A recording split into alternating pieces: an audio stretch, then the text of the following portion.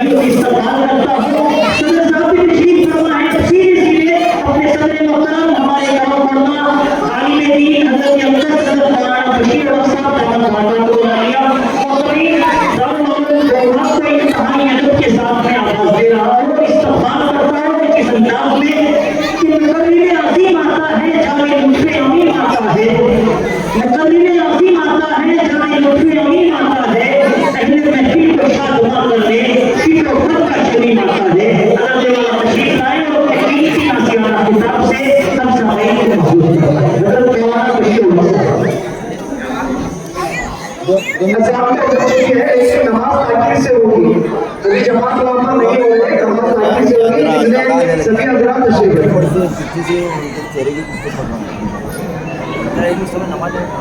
नमाज नहीं जाती, नमाज क्या करने आता था तू बंद कर दो, अभी बंद कर भाई बाजी लेना पड़ा 2 मिनट बंद कर, मैं पहचानता हूँ।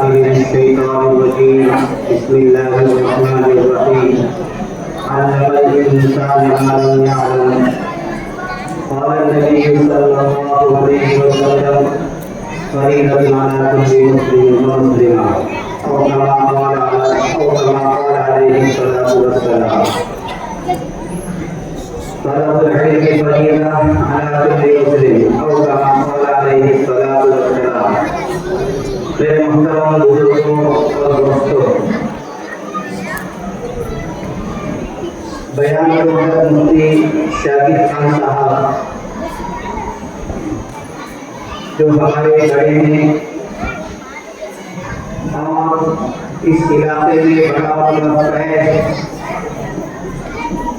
दावत की रहन से और इल्म के रहन से कि हमारे इलाके के अंदर हजारों शागिर्द उलमा हुफ़ाज़ हैं। इतनी बड़ी शख्सियत हमारे दरमियान हमारे शहर कोटा खुसूसन डॉक्टर मोहल्ले में तशरीफ लाए हैं, ये हमारे लिए और अहले बस्ती के लिए बड़ी सादत की चीज़ है कि अल्लाह करे हमें उनकी कदर की तौफीक नसीब फरमाए और उसके बयानात में जो हमें नसीहत होती है उस पर अमल की तौफीक नसीब फरमाए। तो इंशाअल्लाह तफसील से बात हज़रत मुफ्ती शाकिर खान साहब की होगी। मुझे को चंद बातें अर्ज करनी है मुफ्ती साहब के तशरीफ लाने तक। माशाअल्लाह मजमा जिस निस्बत पर जमा हुआ है ये मकतब का मुख्तसर सा जलसा है। माशाअल्लाह डॉक्टर महंदे के साथी और यहाँ की जो जमात और कमेटी है, जब भी वो जलसा मुनक़िद करते हैं बड़े ही एहतमाम के साथ, बड़े ही ज़िक्रों के साथ और बड़े ही आपस में प्यार मोहब्बत इत्तेहाद के साथ और बड़ी मेहनत और जद्दोजहद इसमें लगा करके जलसे को कामयाब करते हैं। ये उनकी रिवायत रही है माशाअल्लाह, वो उसको हल्के में नहीं लेते कि भाई जलसा मकतब का है। ये जो सोच है इस मोहल्ले वालों की ये बहुत बड़ी सोच है। ये जो सोच और ये जो मिजाज बना हुआ है हमारे इस डॉक्टर मोहल्ले का, ऐसे ही मिजाज हर मोहल्ले का मिजाज होना चाहिए कि मकतब के जलसों को छोटे में न लें, हल्के में न लें। हम सोचते मकतब का जलसा है, मकतब का जलसा है, मकतब का जलसा है। ये फाउंडेशन है, ये फाउंडेशन है, ईमान के दाखिल होने का फाउंडेशन है, जिसको हम बहुत ही हल्के में लेते हैं। हालांकि ईमान सबसे बड़ी चीज है, सबसे बड़ी नेमत है, सबसे बड़ी दौलत है। इन्हीं मकामी के जरिए से अल्लाह ताला ने ये जो दुनिया का निजाम चलाया है, मैं अगर ये बात कहूँ तो झूठ ना हो कि अल्लाह ताला ने दुनिया के निजाम को इन्हीं मकामी के जरिए से चलाया। हदीस शरीफ में है कि जब तक बंदा अल्लाह कहने वाला दुनिया में मौजूद रहेगा, तब तक हम दुनिया के निजाम को चलाते रहेंगे। ये अल्लाह कहना और अल्लाह पर ईमान लाना, अल्लाह पर यकीन रखना, अल्लाह पर भरोसा रखना और अल्लाह को एक मानना, तमाम चीजें मकासद में सिखाई जाती हैं, बताई जाती हैं और बचपने में उनके दिमाग में, दिल में दाखिल की जाती है। ऐसे दाखिल की जाती है, ऐसे दाखिल की जाती है कि वो हमेशा जिंदगी भर याद रखता है। जब भी अल्लाह कहते हैं, अल्लाह निकलता है, उसके दिल में, उसके दिमाग में यही बात आती है कि वो हमारा माबूद है, वो हमारा अल्लाह है, वही इबादत के लायक है। अल्लाह के अलावा हम किसी के सामने झुक नहीं सकते, अल्लाह के अलावा हम किसी की इबादत कर नहीं सकते। बचपन में ही मकसद के जरिए से उसका अकीदा व ईमान बन चुका होता है। इसीलिए हमसे इस गैर जबरदस्ती दूसरी चीजें कहलवाई जा रही है, लेकिन हमारे बच्चे उन चीजों को नागवार समझ रहे हैं, अपनी जुबानों पर लाना। क्यों? इसलिए कि मकसद में उनके जहन को, उनके ईमान को बनाया गया है कि हम सिर्फ तकबीर जो कहेंगे वो सिर्फ अल्लाह की कहेंगे। जो हमारा ईमान और यकीन जो बनाया गया है मकासद के जरिए से, वो बड़ी कीमती चीज है। आप जिंदगी में कहीं भी जाएं, मकसद की पढ़ी हुई चीजें, बचपन की पढ़ी हुई चीजें वो हमेशा याद रहती है। हम स्कूलों में जाते हैं, वहां न मालूम क्या क्या चीजें बताई जाती हैं जो बताने की नहीं होती, ऐसी चीजें पढ़ाई जाती हैं, ऐसी चीजें दिखाई जाती हैं, ऐसी चीजें जहनों में, माइंड में दाखिल की जाती हैं। बच्चा उनको भी कबूल करता है, बचपना है, वो जो देखता है, जो बताया जाता है वो कबूल कर लेता है। लेकिन वो जब तमाम चीजें लेकर के मकसद में आता है, जब उसको बताया जाता है कि ये सही है, ये गलत है, वो चीजें फिर निकल जाती हैं, अल्लाह की चीजें, अल्लाह और ईमानियात और अकायद वो दाखिल हो जाती है।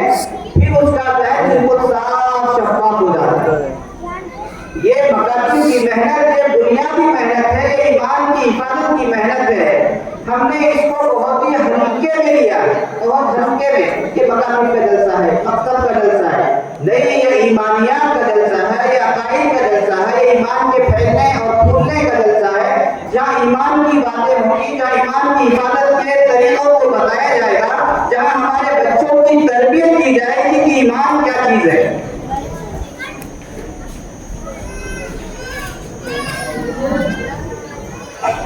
बचपन की जो तरबियत होती है वो हमेशा बाकी रहती है, वो निकलती नहीं।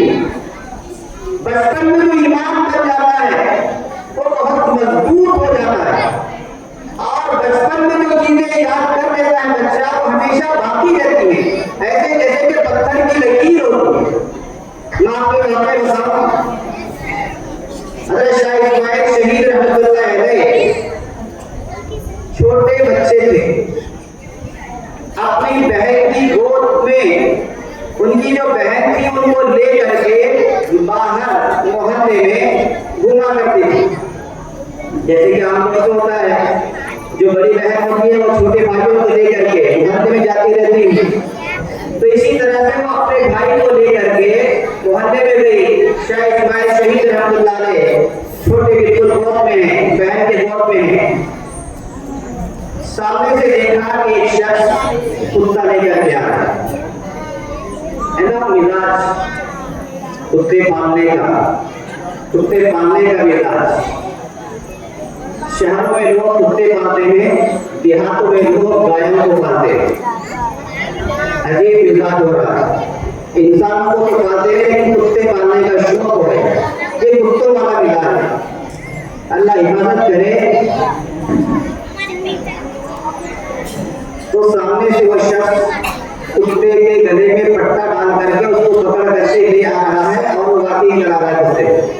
तो शायद इस्माइल शहीद रहमतुल्लाह अलैह गोद में बैठे हुए कहने लगे, ये कुत्ता लेकर के क्यों आ रहे थे? कुत्ते रखना तो गलत बात है। शायद इस्माइल शहीद रहमतुल्लाह अलैह उनको नसीहत कर रहे हैं कि भाई जिस घर में तस्वीर होती है, जिस घर में कुत्ता होता है, उस घर में रहमत के फरिश्ते नहीं आते। अजीब बात है।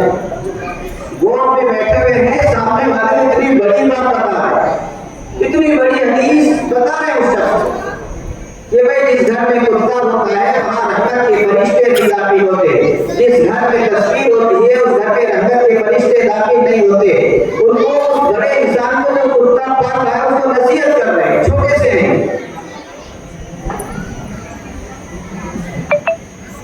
तो वो बड़ा अकलमंद था कुत्ते वाला। ये जो नए अकलमंद आए हैं, नए,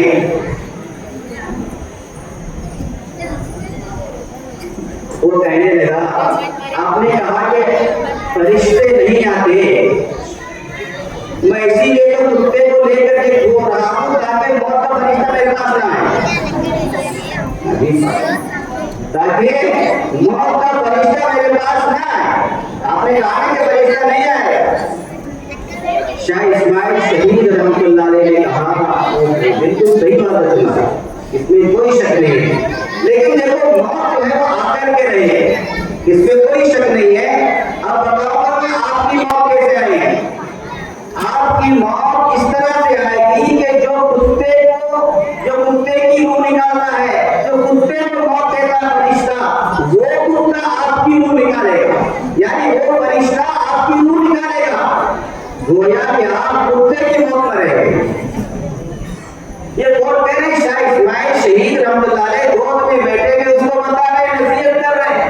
आप अंदाजा लगाए ये जो इतनी तरक्की तुमकी हुई है कहां से हुई? उनका घराना, इल्मी घराना, बड़े अल्लाह वाले लोग, उनके घरों में बचपन से ही ऐसी तरक्की हो रही है कि बचपन में ही उनको जवाब दे रहे हैं। ऐसे लोगों को जो दीन से बेपहरा है, जो दीन का मजाक उड़ाने वाले, ऐसी चीजें मकातिब में, मदारिस में बताई जाती है, सिखाई जाती है, पढ़ाई जाती है। इतना मजबूत अकीदा बनाया जाता है कि अगर कोई सामने वाला एतराज करे तो उसको जवाब देने वाले बन जाते हैं, इस्लाम के मुहाफिज बन जाते हैं।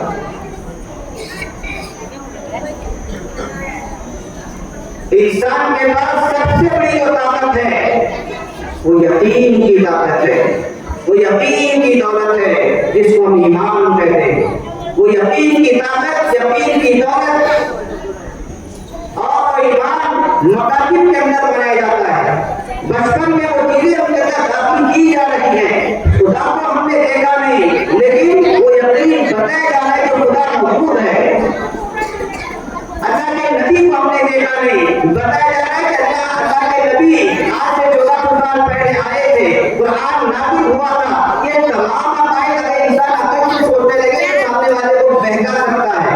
लेकिन हमारे उलमा ने इन मकातिब के जरिए से, अकाइद के जरिए से, इन मकातिब और मदारिस के जरिए से इतनी मेहनत की है कि उनका अकीदा और ईमान इतना मजबूत कर दिया है कि अगर कोई इतना मजबूत से मजबूत इस सामने आकर के मुनाज़रा करने के लिए तैयार हो जाए, ये हमारे मदारिस वाले, मकातिब वाले तलबा को जवाब देने के लिए तैयार है। इसलिए कि उनका अकीदा और उनका ईमान इतना मजबूत बनाया गया है और उनको तमाम चीजें बताई जाती हैं, सिखाई जाती हैं। बचपन के अंदर वो चीजें उनके असर हो रही हैं, उनको जो याद हो रही हैं, वो चीजें हमेशा काम आती हैं। अंग्रेज जब हिंदुस्तान आया है उसने यही तैयार किया था कि हम अब हिंदुस्तान को कब्जा तो कर चुके हैं, हम हिंदुस्तान के हुक्मरान बन चुके हैं, लेकिन हम यहाँ एक ऐसी नस्ल तैयार करेंगे, ऐसी नस्ल तैयार करेंगे, देखने में हिंदुस्तानी होगी लेकिन अंदर से वो हमारी होगी।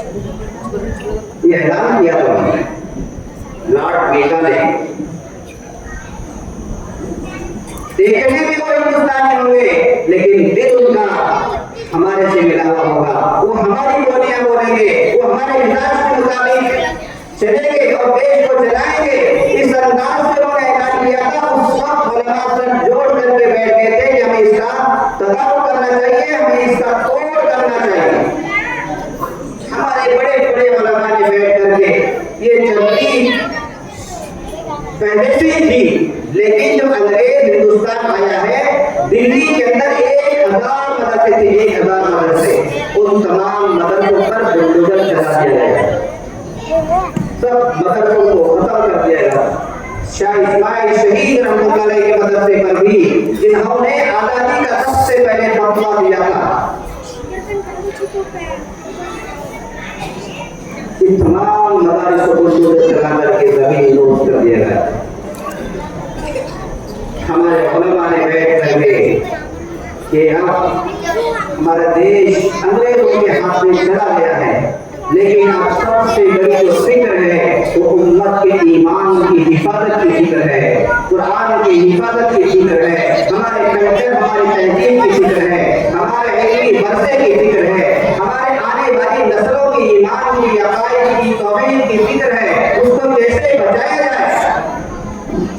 फिर उलमा ने बैठ करके मशवरा करके इस अंदाज के मकासद का निजाम शुरू किया, जो दारुल की शक्ल में 1867 में दारुल की जो बुनियाद रखी गई है, फिर उसके जरिए से पूरे इलाके के अंदर मदारिस और मकासद का जो जाल बिछाया गया है, उसके जरिए से हम देख रहे हैं कि आज अंग्रेज यहाँ से जा करके 70-75 साल हो गए हैं, लेकिन अल्हम्दुलिल्लाह अंग्रेज के दौर से ज्यादा आज मुसलमान मौजूद हैं। ये मकातिब की, ये मदारिस की कुर्बानियां हैं, ये उनकी मेहनतों का नतीजा है कि आज हमें जनाजे पढ़ाने वाले मिल रहे हैं, हमें निकाह पढ़ाने वाले मिल रहे हैं, हमें हमारी इस्लाह करने वाले मिल रहे हैं, हमें अइम्माए किराम मिल रहे हैं, और हमें रमजान के मौके पर कुरान शरीफ कुरान सुनाने वाले मिल रहे हैं, हमें ज़रूरत के मौके पर हमें मसाइल बताने वाले मिल रहे हैं, हमारे ज़रूरत के मौके पर हर शोबे में हमारी रहबरी करने वाले उलमा मिल रहे हैं। ये तमाम की तमाम चीजें मकातिब और मदारिस की देन है। तो हमें इन्हें हल्के में नहीं लेना है, बल्कि अल्लाह ताला ने इन्हीं के जरिए से हमारे ईमान की, हमारे अकायद की और सबसे बढ़कर इस दुनिया की हिफाजत का जरिया बनाया है। इसलिए हमें चाहिए कि मकातिब की कदर करें। तो मुझे ये बताना था कल के माशाअल्लाह ये जो मकतब चल रहा है हमारा, इसके लखनऊ मोहल्ले के अंदर काफी बरसों से चल रहा है, जिसमें हमारे हाफिज अब्दुल जलील साहब ने मेहनत की है। हर साल आप जैसे कि सही बोलते हैं, देखते हैं कि इतने बच्चे पारी हुए, इतने बच्चे पारी हुए, इतने बच्चे पारी हुए, मुझे बता रहे थे कि वो तकरीबन 17 साल से वो इमामत कर रहे हैं। कितने साल से? 17 साल से इमामत कर रहे हैं। एक भी करामत की बात है, अगर एक इमाम साहब एक मस्जिद में 17 साल से मौजूद हो, इससे बढ़कर उनकी कोई करामत नहीं है, वरना 6 महीने में 1 साल में इमाम साहब बदल जाता है। वो इमाम साहब की करामत है और वो तमीज़ी वालों की भी करामत है, इसलिए कि उन्होंने उनको संभाला, उन्होंने उनको संभाला, इसलिए तो चल रहे हैं। अगर आपस में जोड़ ना होता तो नहीं चल सकते थे। इसलिए मैं दोनों को मुबारकबाद देना चाहता हूँ, कमेटी वालों को भी और हमारे हाफिज अब्दुल जलील साहब ने 17 साल से इमामत कर रहे हैं और अभी भी कर रहे हैं, और अल्लाह करे और मजीद यहाँ पर खिदमत करते रहे। उन्होंने इस दरसे के अंदर 250 से 300 बच्चों का नाज़रा पढ़ाई मुकम्मल किया, एक में दो में 250 से 300 बच्चों और बच्चियों का नाज़रा पढ़ाई मुकम्मल किया है। ये उनकी मेहनतों का नतीजा है कि आज बच्चे जवान हो गए हैं, शादियां हो चुकी हैं, लेकिन वो इन्हीं के शागिर्द हैं। आप माशाअल्लाह को कुरान पढ़ने वाले हैं, कुरान पढ़ाने वाले हैं, इमामत करने जैसे उनके तलबा मौजूद हैं, वो इमामत भी करा सकते हैं। इस अंदाज से बच्चों को उन्होंने तैयार किया है और उमूमी तौर से इस जलसे के मौके पर वो किसी भी एक आदमी को यहाँ की कमेटी वाले और दोनों मशवरा करके किसी भी एक अच्छे आदमी को बुला करके नसीहत का एक उमूमी तौर से, ताकि आने वाले हमारे बस्ती वालों को भी कुछ न कुछ नफा हो जाए, उस मकसद के तहत ये जलसा इनका किया जाता है। इसीलिए दोनों ने से मशवरा किया कि इसको बुलाना है इस मरतबा। मैंने राजी जब मुफ्ती शाकिर खान साहब हमारे तशरीफ नहीं लाए थे, इससे पहले भी आते रहते हैं, लेकिन खास तौर से आपके जलसे में तशरीफ नहीं लाए थे, लिहाजा उनको जरूर हो। मुफ्ती साहब हमारे इलाके के मशहूर और मारूफ हस्ती हैं, उनका बहुत बड़ा फैज है दारुल निफानी की, उन्हीं की देन है दोस्तों। उन्होंने दारुल निफानी को बचपन से लेकर जवानी तक और आज तक उनकी रहबरी में, उनकी सरपरस्ती में वो मदरसा चलता रहा है और वहाँ से हजारों हुफ़ाज़, हजारों उलमा तैयार होकर के हमारे इलाके में काम कर रहे हैं, हमारे इलाके में खिदमत अंजाम दे रहे हैं। आप किसी बस्ती में जाएंगे, निपानी के आपको फाइल मिलेगी माशाअल्लाह। वो सब हमारे मुफ्ती साहब की देन है, उनकी मेहनतों का नतीजा है। मुझे ज्यादा बताने की जरूरत नहीं, मुफ्ती साहब को हर एक बंदा जानता है, हर एक सब जानता है उनकी मेहनतें। दावत की वजह से मेहनतें हैं, एक की वजह से मेहनतें हैं, खानों की वजह से मेहनतें हैं, और इसी तरह से खिदमत खल्क़ की वजह से उनकी मेहनतें हैं। स्कूल कॉलेज की वजह से उन्होंने मेहनतें शुरू की मेरे दोस्तों। अल्लाह ने उनको हर सलाहियत से नवाजा है। इंशाअल्लाह उनकी बात आपके सामने तफसील से आएगी। आपसे मैं गुजारिश करता हूँ कि आप जरा खामोशी इख्तियार करें, बिल्कुल इत्मीनान से बैठ जाए। मुफ्ती साहब की बात आजकल के हालात पर भी होगी और मकातिब और मदारिस के नए से भी होगी। बात मतलब इंसान सोचता है कि हो सकता है मुफ्ती साहब आजकल के हालात के हिसाब से बात करें। इंशाअल्लाह जरूर वो बातें भी आएगी। आपके महलों में हमारे हिंदुस्तान के हालात चल रहे हैं, उन हालात में भी जरूर वो हमारी रहबरी फरमाएंगे। इसलिए आपसे मैं गुजारिश करता हूँ कि बहुत तवज्जो के साथ हमारी माएँ बहनें भी माशाअल्लाह यहाँ शरीक हैं, वो भी खामोश रहे, अपने बच्चों को भी खामोश रखें, ताकि मुफ्ती साहब की बात हर एक बंदा सुकून के साथ, इत्मीनान के साथ सुन सकें। तो इसलिए मैं इसी अपनी आखिरी बात के साथ उम्मीद है कि आप मुफ्ती साहब का इस्तेमाल करेंगे, मुफ्ती साहब की बातों को बहुत तवज्जो के साथ सुनेंगे और इसी तरह से उनकी बातों का फैल उठाएंगे